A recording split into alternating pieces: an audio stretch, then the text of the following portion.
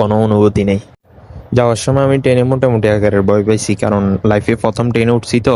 ট্রেনের যে ভিতরের যে অবস্থাটা, ওইটা আমি আগে কখনোই মানে ফেস করি নাই। এই জন্য মোটামুটি ভয় পাইছি আর কি। আর আমি দাঁড়িয়েছি মূলত দুই বগির মধ্যখানে যে বাজানোর যে জায়গাটা থাকে, ওইটাতে আমার মালগুলো রাখছি। আর আমিও দাঁড়িয়ে দাঁড়িয়ে গিয়েছি। আমি প্রায় আধা ঘন্টা সফর করার পর ট্রেন কাঙ্ক্ষিত জায়গায় চলে আসে। আমাদের গন্তব্য ছিল মূলত নাঙ্গলকোটে আমাদের মালগুলো নামিয়ে আমি একাই নামাই। আমরা যাই প্রায় ওইখানে গিয়ে পৌঁছাই 2টা 2:30 অথবা 3টার দিকে আসার পর আমাকে একজন নিতে আসবে।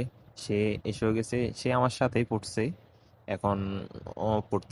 ও আরেক জায়গায় পড়তেছে, আমি এক জায়গায় পড়তেছি আর কি। তারপর আমাদের কাঙ্ক্ষিত জায়গায় গিয়ে পৌঁছাই, মালগুলো নামিয়ে দুপুরে ওইখানেই খাওয়া দাওয়া করে আমগুলো যখন ডালে, তখন ওইগুলোর মধ্যে কিছু পাকনা আম ছিল। ওই পাকনা আম কেটে খেয়ে দিয়ে তারপর আমি আসছি। ওই আমের রিভিউ কি দিব, যে এতই মিষ্টি ছিল, আগেরগুলো থেকে এই আমগুলো অনেক মিষ্টি ছিল। আমি আবার 6টার ট্রেন ধরতে হবে, এই জন্য 5:30টার দিকেই চলে আসি স্টেশনে। এসে ট্রেনের জন্য ওয়েট করতে করতে আমরা দুইজন ছিলাম।